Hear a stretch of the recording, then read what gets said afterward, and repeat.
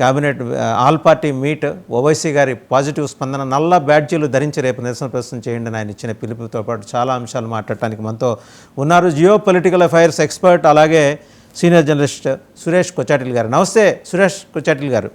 నమస్కారం. Just latest information, Suresh కొచాటిల్ గారు ఇస్లామాబాద్లో ఉన్న ఒక జర్నలిస్ట్ మిత్రుడితో మాట్లాడితే ఈ రోజున్న లీటర్ మంచినీళ్ళు 140 రూపాయలకు కొనుక్కుంటున్నారు, లీటర్ పాలు 250 రూపాయలు, 8 స్లైసెస్ ఉన్న బ్రెడ్ చిన్న ప్యాకెట్ 500 రూపాయలు కొనుక్కుంటున్నారు. చాలా వేదనతో మాట్లాడాడు ఆయన. పాకిస్తాన్ పౌర సమాజం ఈ ఉగ్రదాడిని ఖండిస్తోంది, మాకు సంబంధం లేని దాని వల్ల ఎంటైర్ పౌర సమాజం బాధపడుతోందని. మనం మాట్లాడే ముందు ఈ ఉగ్రదాడికి సంబంధించి ఒక చిన్న పిల్లవాడు అక్కడ ఏం మాట్లాడాడో చూసి వెళ్దామండి డిబేట్లోకి. तुम भागे और छुपे, आतंकवादी ने ढूंढ लिया, हमें तो टोटल 2 ही दिखे थे. एक ने बोला कि मुसलमान अलग हो जाओ और हिंदू अलग हो जाओ, जेंट्स को बस, और हिंदू वाले जेंट्स को गोली मार दी गन से. और बाद में जब वो अचानक से गायब हो गए, चले गए, तब सब बोले जो बचे हैं वो भागो नीचे. तो हम नीचे भाग गए. मम्मी दीदी ने तो मेरे को घोड़े पर बिठा दिया था. मम्मी दीदी उतर के आए, मैं घोड़े से आया. मुझे लगा तो गए थे, मेरे को लगा गए, अब तो गए, पर उन लोगों ने बचा लिया. मेरी मम्मी तो जा नहीं रही थी, मेरे पापा को छोड़ के, पर हम दोनों के लिए तो जाना पड़ा. हाँ, कलाम बोल रहे थे. और मुसलमान बोल रहे थे, मुसलमानों को अपनी भाषा तो आती होगी, वो बोल रहे थे मुसलमान. 3 बार कलाम बोला, 3 बार उन लोगों ने मुसलमान बोला, और जो हिंदू थे उन्हें शूट कर दिया. हमने तो 2 देखे. సో చూసారు కదా సార్ సురేష్ కొచాటిల్ గారు, పసిపిల్లాడు వాస్తవం చెప్పాడు, అక్కడ వేరు చేసి చంపారు మరి అని. ఈ పరిస్థితుల్లో యుద్ధం కాకుండా పాకిస్తాన్ వాళ్ళని చంకనెత్తుకొని లాలించి పాలు పడతామా అండి? మనం ఫస్ట్ చేయాల్సింది, మన మేజర్ గౌరవార్య కూడా అదే చెప్పారు ఈవినింగ్ ఒక వెబ్కాస్ట్, మనం చేయాల్సింది ఈ టెర్రరిస్ట్ని హిట్ చేయడం కాదు. మనం ఇప్పుడు 3 చంపేస్తామో 4 చంపేస్తాం, మళ్ళీ 10 మంది వస్తారు, తర్వాత వాళ్ళని చంపిన తర్వాత ఇంకా 20 మంది వస్తారు, వస్తూనే ఉంటారు. ఈ పాముది తల ఎక్కడ ఉందంటే పాకిస్తాన్. అది టెర్రరిస్ట్ లీడర్స్ కాదు, పాకిస్తాన్ ISI. వాళ్ళని కొట్టాలి. వాళ్ళని కొట్టేదాకా ఏం కాదు. ఇప్పుడు ఇజ్రాయెల్ కూడా చూడండి, ఇజ్రాయెల్ ఏం చేశారు, మా మీద దాడి చేసిన వాళ్ళని మేము ఎవరైనా కానీ వాళ్ళు కొడతాం, కానీ వాళ్ళ లీడర్షిప్ ఎక్కడుందో వాళ్ళని కూడా కొడతాం. చాలా క్లియర్ అన్నమాట. దానికోసం ఇరాన్లో వెళ్ళి ఒక హమాస్ లీడర్ని కొట్టారు. చాలా ఒక క్లియర్ ఇండికేషన్ అన్నమాట మనం కూడా ఏం చేయాలి. ఎందుకంటే మన ఈ హఫీజ్ సయద్ వీళ్ళ వెంటబడి ఏం ఫైదా లేదు. హఫీజ్ సయద్ పోతే ఇంకోటి వస్తాడు లీడర్షిప్. కొట్టాల్సింది పాకిస్తాన్లో ISI. ఇప్పుడు ఇండియా ఇవాళ ఒక స్టేట్మెంట్ ఏమి ఇచ్చారంటే, పాకిస్తాన్ క్యాబినెట్ మీటింగ్ తర్వాత ఇవాళ సిమ్లా అగ్రిమెంట్ నుంచి విత్డ్రా చేయబోతున్నాం అంటున్నారు. మంచి పని, చాలా మంచి పని.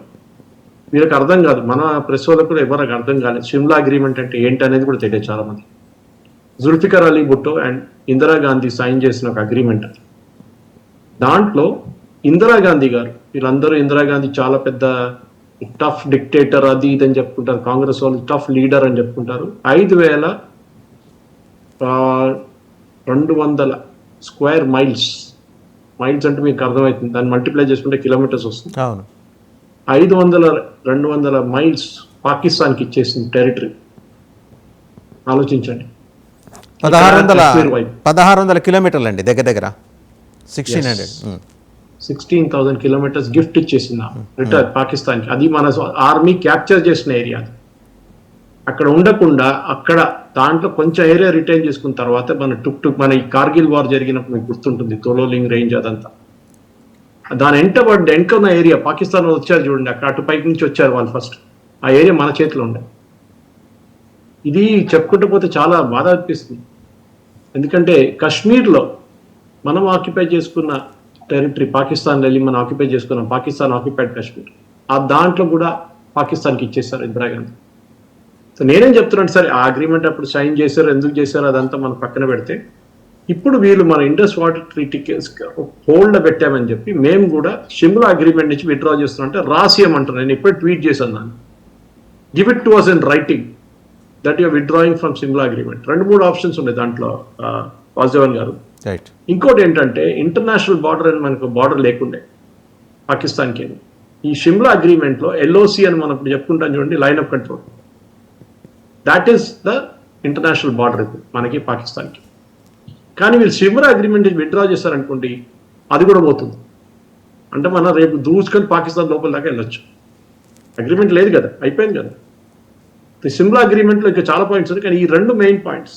ఒకటి, మనం ఇచ్చిన 16,000 స్క్వేర్ కిలోమీటర్స్ మాకు ఇచ్చేసేయండి, ఇవ్వకపోతే మేము వచ్చి తీసుకుంటాం. అగ్రిమెంట్ లేదు కదా, అగ్రిమెంట్ పోయింది, సో మీరు విత్డ్రా చేయాలి, విత్డ్రా చేయకపోతే మేము వచ్చేస్తాం. సెకండ్, నేను చెప్పినట్ల ఈ అగ్రిమెంట్లో ఉన్న మెయిన్ రీజన్ ఒకటి, పాకిస్తాన్ చేసిన ఇంటర్నేషనల్ బార్డర్ని మనం ఇంకా అంగీకరించాం. మన లాహోర్ మన బార్డర్ అని చెప్పుకుంటాం, లేకుంటే ఇస్లామాబాద్ మన బార్డర్ అని చెప్పుకుంటే. సో ఇది పాకిస్తాన్ మీద దాడి చేయడం అంటే చాలా ఈజీ అని, కానీ అది కాదు. మనం చేయాల్సింది కూల్ మైండ్ లో ఆలోచించి ఒకటి సురేష్ గారు అయితే ఇప్పుడు సిమ్లా అగ్రిమెంట్ సంబంధించి మీరు మాట్లాడిన దాన్ని బట్టి Pakistan has digged its own graveyard అనుకోవచ్చా? కరెక్ట్. వాళ్ళకి తెలియదు. నేను చెప్పాను కదా, వాళ్ళకండి మన వాళ్ళు కూడా తెలియదు. ఆ టైంలో ఉన్న చాలా మందికి గుర్తుంటుంది అగ్రిమెంట్, కానీ ఈ 2 మెయిన్ సేలియన్ పాయింట్స్ అంటారు. దాని తర్వాత చాలా చిన్న చిన్న పాయింట్స్ ఉన్నాయి, దట్ ఈస్ నథింగ్ గ్రేట్. మన అందరూ ఏమైనా కొట్లాడుంటే మనం కూర్చొని మాట్లాడుకోవాలి, అదంతా నార్మల్ థింగ్. ఇప్పుడు ఇండస్ వాటర్ ట్రీటీ కూడా మోదీ గారు ఏం చేశారు, ఆపారు అంతే, put it on pass. Indus వాటర్లో మనం మెయిన్ ఇండస్ రివర్, ఏది మన టిబెట్ నుంచి వచ్చే రివర్, ఆ నదిని మనకు ఒక డ్యామ్ కట్టలేదు మనం ఇప్పుడు దాకా, ఎందుకంటే అగ్రిమెంట్లో ఉండే అది. Indus water treaty Nehru sign చేసిన 1960లో ఐబ్ ఖాన్ అప్పుడు సైన్ చేసిన అగ్రిమెంట్లో మనం ఇండస్ మీద డ్యామ్ కట్టకూడదు అని అగ్రిమెంట్ చేసుకున్నాం. పాకిస్తాన్కి భయం ఉండే, ఏదో ఒక రోజు వీళ్ళు నీళ్ళు ఆపేస్తారు అని. దానికోసం డ్యామ్ కట్టకూడదు అంటే మనం నెహ్రూ గారు ఒప్పుకున్నారు, yes we will not build any dam. కానీ రవి బియాస్ పంజాబ్ వైపు నుంచి వెళ్తున్న రివర్ మీద డ్యామ్లు కట్టారు. ఒక డ్యామ్ ఉంది, ఆల్రెడీ రెడీ ఉంది, రెండో డ్యామ్ ఇంకా 2026లో రెడీ అయిపోతుంది. ఇది ట్యాప్ బంద్ చేసేలాగా ఉంటుంది. మన వాసుదేవన్ గారు బాత్రూమ్కి వెళ్ళి ట్యాప్ ఆన్ చేస్తే బకెట్లో నీళ్ళు పడుతుంది, ట్యాప్ ఆఫ్ చేస్తే నీళ్ళు ఆగిపోతుంది. ఇది అట్లా కాదు. ఇప్పుడు మనకు టైం పడుతుంది, కానీ ఒక భయం ఉంటుంది వాళ్ళకి. మనం 3 సంవత్సరాల లోపల 2 సంవత్సరాల లోపల కెనాల్స్ తయారు చేసుకోవచ్చు, ఆ వాటర్ని డైవర్ట్ చేయవచ్చు. ఇండస్ వాటర్ డ్యామ్ అయితే కట్టలేము ఇప్పుడు, కానీ డైవర్ట్ చేయొచ్చు. చిన్న చిన్న చెక్ డ్యామ్లు కట్టొచ్చు, నీళ్ళని ఆపేసి పక్కనున్న ఏరియాస్కి అంతా పంపించుకోవచ్చు, జమ్మూ కాశ్మీర్. అది మనం చేయొచ్చు కదా. పాకిస్తాన్ మొత్తం నీళ్ళు లేకుండా వాళ్ళు ఏడ్చుకుంటూ వస్తారు మన దగ్గర. తాగే నీళ్ళు ఉండదు వాళ్ళకి, చెరువులు ఉండవు, చెరువుల నీళ్ళు ఉండవు. అది కాకుండా వాళ్ళ దగ్గర అగ్రికల్చర్లో వాడుకోవడానికి నీళ్ళు ఉండవు. సరే, అది మోదీ గారు ఒక థ్రెట్ లాగా పెట్టారు, ఏం చేయలేదు ఇప్పుడు దాకా. నేను చెప్పినట్లు అది ఆటోమేటిక్ స్విచ్ అయితే లేదు మన దగ్గర పనిచేయడానికి. ఇంకా ఇంటర్నేషనల్ లా కూడా అంటారు, కొంచెం టైం ఏంటి వాళ్ళకి, వాళ్ళకి ఏమైనా అరేంజ్మెంట్ చేసుకుంటారు, ఇరాన్ నుంచి నీళ్ళు తెచ్చుకుంటారో లేకుంటే ఇంకెక్కడి నుంచి నీళ్ళు తెచ్చుకుంటారో వాళ్ళు చూస్తారు. సరే, మనం టైం ఇద్దాం కాబట్టి, కానీ ఇది ఒక థ్రెట్ ఉంటుంది ఎప్పుడు. ఆ 3 సంవత్సరాల లోపల మనం కూడా యాక్చువల్ ఏదైనా కన్స్ట్రక్షన్ పెట్టి డ్యామ్ కట్టుకోవాలి, మనం నీళ్ళు ఆపుకోవాలి మన దగ్గర. సో ఇట్లాంటి బుల్లెట్ ఫైర్ చేయకుండా పాకిస్తాన్ మొత్తం ఇప్పుడు ఏడుచుకుంటున్నారు. వాళ్ళ దగ్గర ఏం లేదు చేయడానికి. వాళ్ళు ఏమంటారు, భారత్కి వచ్చే మనం ట్రేడ్ మొత్తం ఆపేస్తాం. మేమేం అమ్ముతున్నారండి, మేమేం అమ్ముతున్నాం, మీకు అమ్మడానికి ఏముంది మీ దగ్గర, మీరు ఆటా కోసం కొట్టుకుంటున్నారు.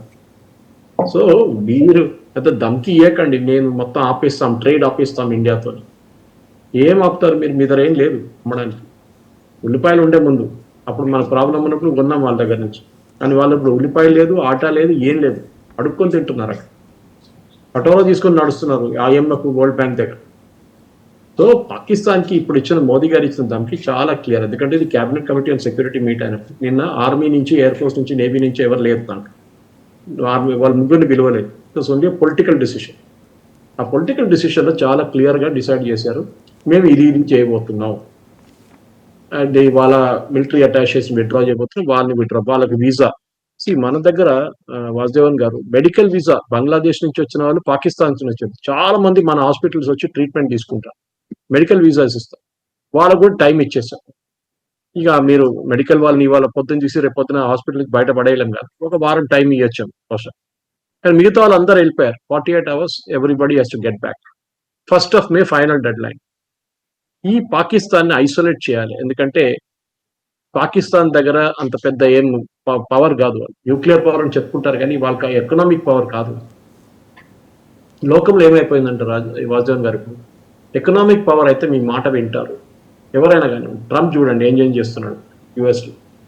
చైనా మీద ఎందుకు దాడి పెడుతున్నాడు? ఎందుకంటే economic power China. Economic power ఉంటే మిమ్మల్ని రెస్పెక్ట్ ఇస్తారు, లేకుంటే రెస్పెక్ట్ ఇయ్యరు. అది చాలా అది భారతదేశం నేర్చుకున్నారు. మన చాలా పెద్ద మార్కెట్, 140 కోట్ల మంది ఉన్నాం.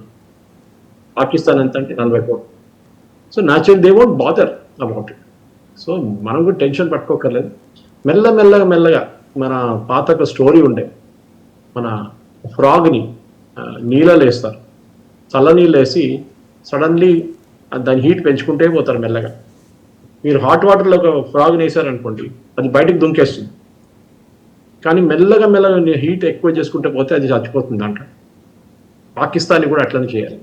రైట్ సార్, ఒకసారి ఓవైసీ మాట్లాడింది కూడా చూద్దాం. ఆయన ఇందాక చాలా సంబరపడుతూ చెప్పారు, నన్ను హోమ్ మినిస్టర్ నాకు కాల్ చేశారు, నువ్వు ఓవైసీ నువ్వు ఎక్కడున్నావు అని అడిగారు. ఇలా హైదరాబాద్లో ఉంటే ఎంబడే బయలుదేరి వచ్చాడు, ట్వీట్ చేశాడు, తర్వాత మీడియాతో కూడా మాట్లాడారు. అలాగే నల్ల బ్యాడ్జీలతో రేపు నిరసన ప్రదర్శన. ఓవైసీలో ఏదైనా పరివర్తన వచ్చిందని మనం అనుకోవచ్చా సార్? ఒకసారి చూద్దాం.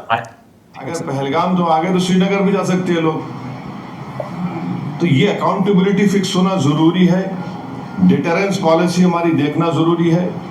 और ये जो हरकत किए ये कुत्ते, इनको सजा मिलना जरूरी है.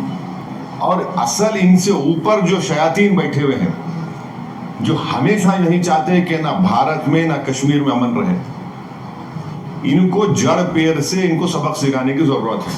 अगर पहले రైట్ సార్, ఓవైసీ మాట్లాడింది విన్నారు కదా. ఈ నెత్తిన సైతాన్ కూర్చుంది, దాని సంగతి తేల్చాలంటున్నాడు ఆయన. ఒప్పుకున్నాడు, మొత్తానికి సైతాన్ ఉందని ఒప్పుకుంటున్నాడు ఆయన.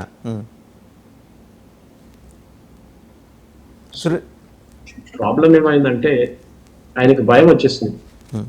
ఎందుకంటే ఈ దాడి హిందువుల మీద జరిగింది, హిందువుని చంపారు.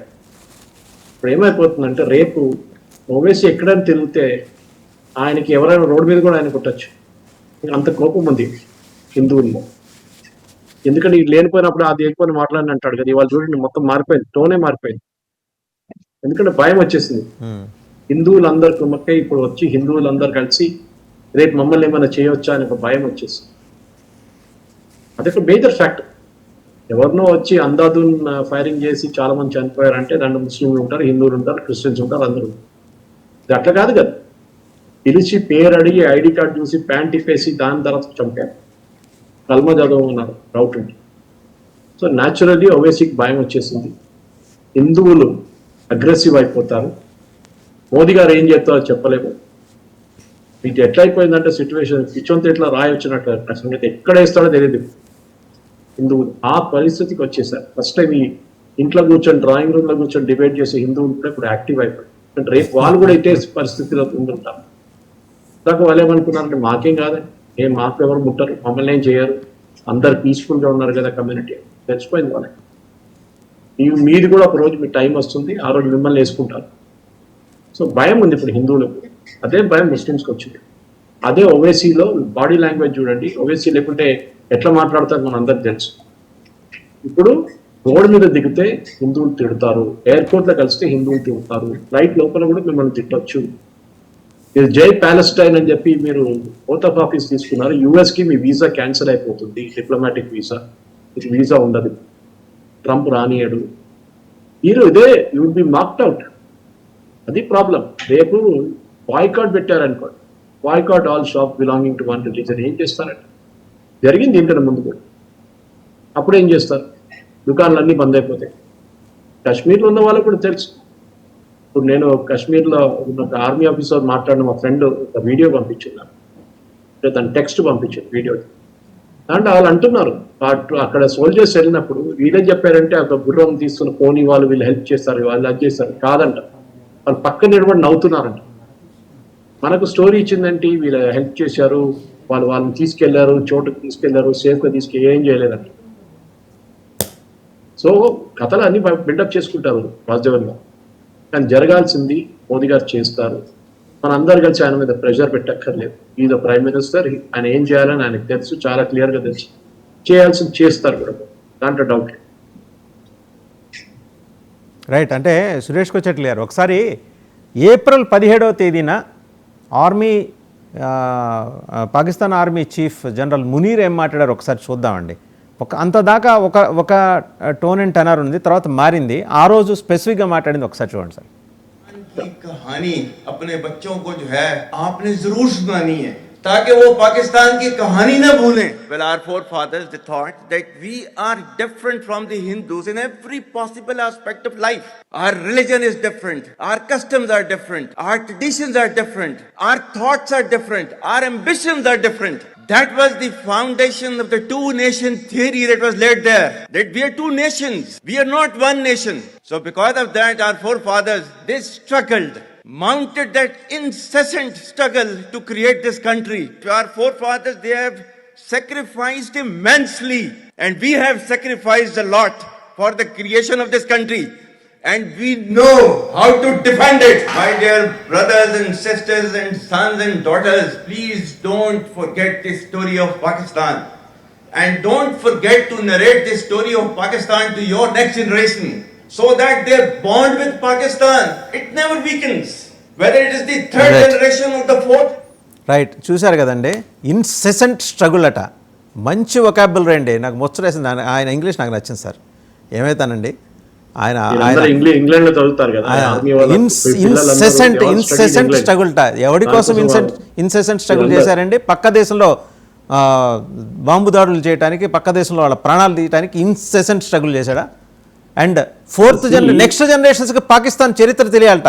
ఇంత దుర్మార్గమైన చరిత్ర పాకిస్తాన్కి ఉందని నెక్స్ట్ జనరేషన్ కూడా చదువుకోవాలా? దానికోసం పాకిస్తాన్ వెళ్ళారు, చదువుకున్న వాళ్ళందరూ బయటకు వెళ్ళిపోయారు. వీళ్ళందరికీ లండన్ లో ఇల్లు ఉంటుంది. ఎవ్రీ ఆర్మీ జనరల్ అని పాకిస్తాన్ 4-star లెవెల్ కి రాగానే వాళ్ళకి లండన్ లో పెద్ద ఇల్లు తీసుకుంటారు, కొనుక్కుంటారు, మంచి బ్యాంక్ బ్యాలెన్స్, అక్కడే ఉంటారు రిటైర్ అయినారు. Pakistan failed state. పాకిస్తాన్ ఒక ఐడియాలజీ. పాకిస్తాన్ ఒక రాష్ట్రం కాదు. Pakistan is an ideology. అది చెప్పారు కదా, himself said that. Two nation theory గురించి మాట్లాడారు. మన దగ్గర ఏమో వీళ్ళేమంటారు, కాదు Pakistan is a friendly country. కాదు, is very clearly said it. Sorry, Hindus are Hindus. ఇక్కడ ఉన్న ముస్లిమ్స్ గురించి అసలు మాట్లాడలేదు ఆయన. మీరందరూ వేస్ట్ ఫెలోస్ అని చెప్తున్నారు ముస్లిమ్స్ గురించి. పాకిస్తాన్ ఉన్న ముస్లిమ్స్ అంటున్నారు. ఆలోచించండి. సో ఇక్కడ ఉన్న కూడా అర్థం చేసుకోవాలి. అమన్ కి ఆశ అది ఇదని చేసి మీరు చాలా డ్రామాలు చేస్తారు కదా మన దగ్గర మీడియా వాళ్ళు కొంతమంది. ఇలా అమన్ కి ఆశ లేదు, ఏం లేదు. కాఫీర్లను చంపాలి, అది వాళ్ళ పుస్తకాలు రాస్తుంది. చేస్తారు కూడా, చేస్తూ పోతున్నారు. కాఫీన్కి సంబంధించిన ప్రస్తావన చేశారు కదా సార్, కాఫీన్కి సంబంధించిన ప్రస్తావన చేశారు.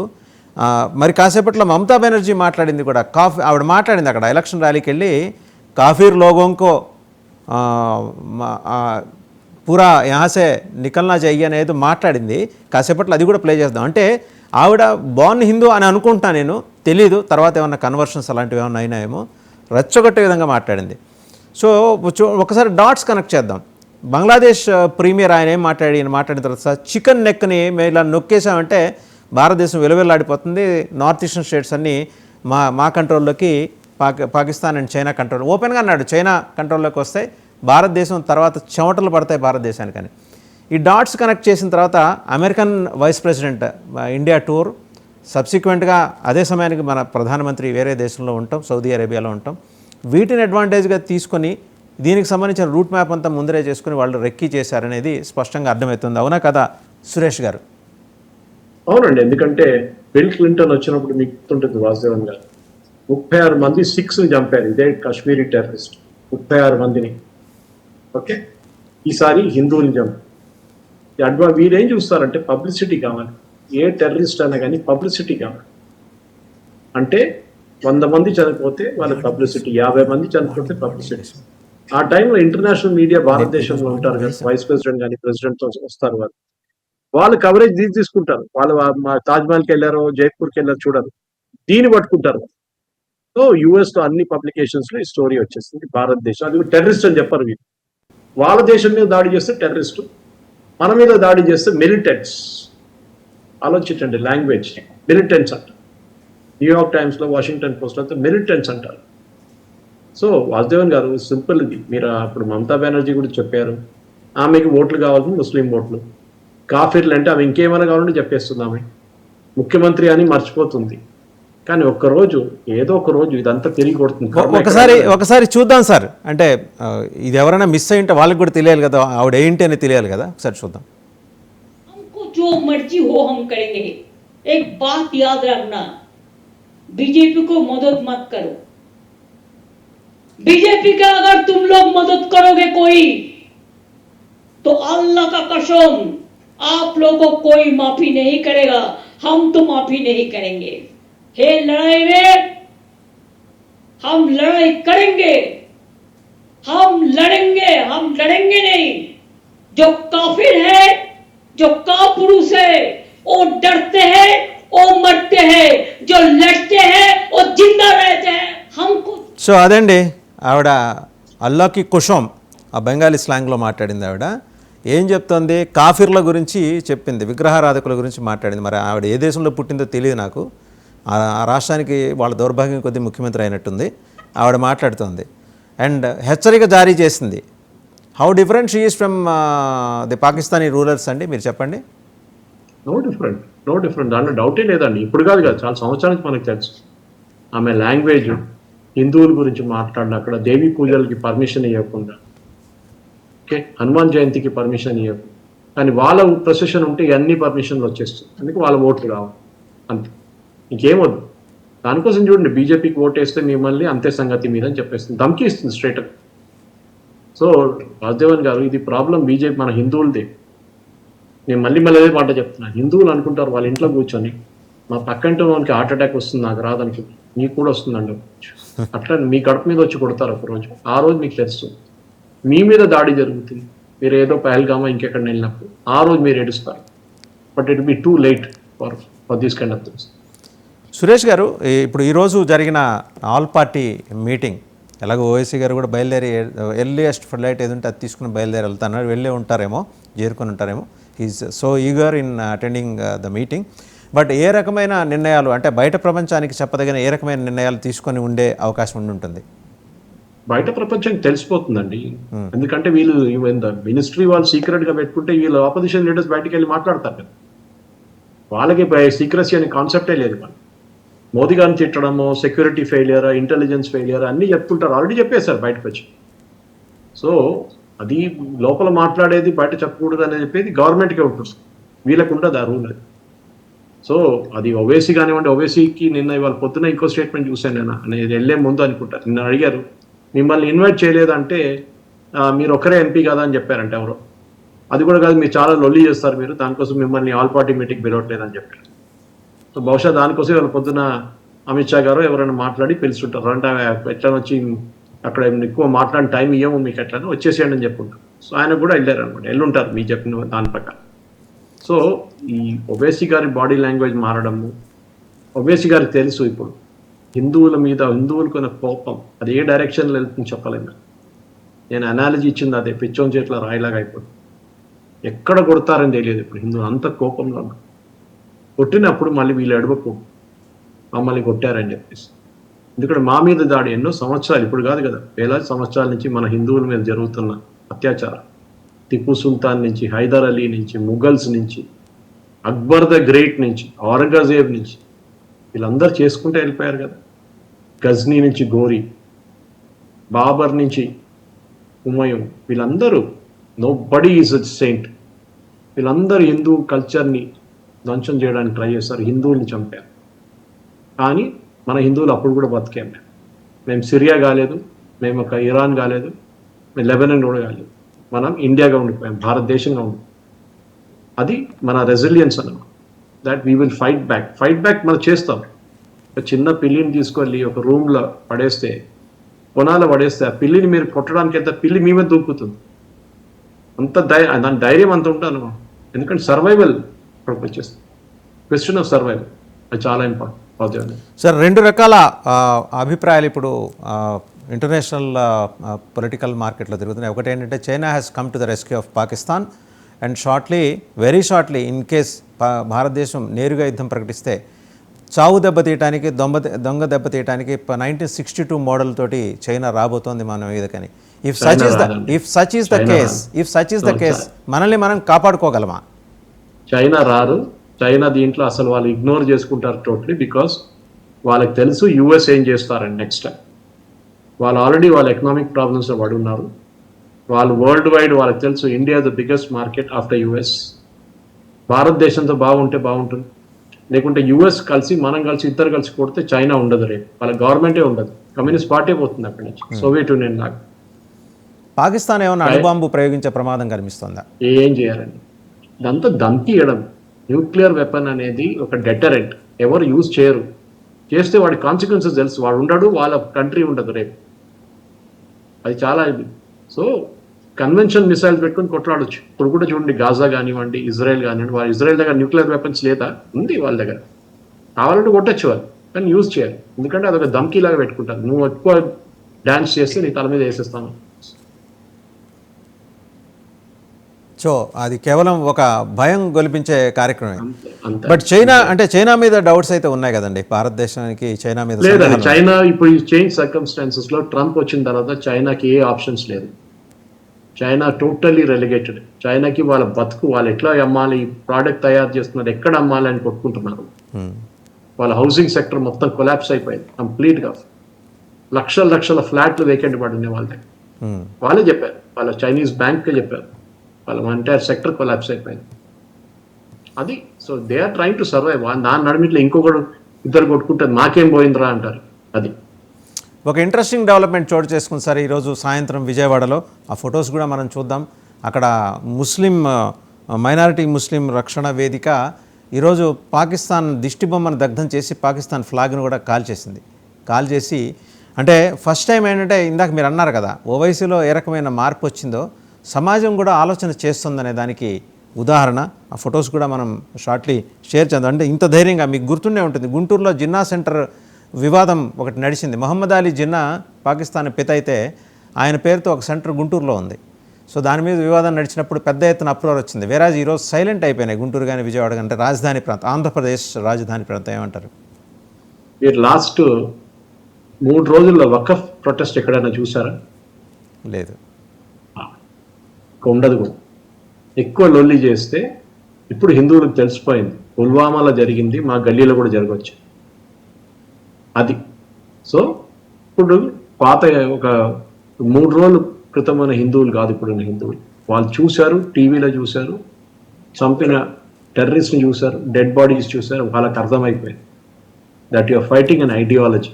ఈ వకఫ్ బిల్ ప్రొటెస్ట్ అంతా ఈ ఐడియాలజీ ఏంటి, మా ఇస్లాంని కాపాడుకోవాలి, హిందువులు పోతే పోతారు, మీ భూమి మేము గుంజుకుంటాం, మీరేం చేయలేరు. ఇప్పుడు వాళ్ళకి అర్థమైపోయింది, వీళ్ళు తిప్పి కొడతారు, తిరిగి వచ్చి కొడతారు మమ్మల్ని, ఎక్కువ లొల్లి చేస్తే మమ్మల్ని కూడా కొడతారు. రైట్, థ్యాంక్ యూ సురేష్ గారు. మరిన్ని అప్డేట్స్ కోసం రేపు లైవ్లో కలుసుకుందాం. ఎందుకంటే చాలా డెవలప్మెంట్స్ చాలా ఫాస్ట్గా నడుస్తూ ఉన్నాయి. లెట్స్ హోప్ భారత్ సురక్షితంగా ఉంటుంది. దేశ రక్షణ యంత్రాంగం అంతా సర్వసన్నాహక సిద్ధంగా ఉంది. సో అన్ని ఏర్పాట్లు జరుగుతున్నాయి కాబట్టి యుద్ధం జరగకపోవచ్చు, కానీ యుద్ధం లాంటి వాతావరణం వచ్చింది కాబట్టి పాకిస్తాన్ తోక ముడవటం ఖాయమన్న సురేష్ కొచెటిల్ గారి అభిప్రాయంతో ఏకీభవిస్తూ thank you very much for watching debate special event.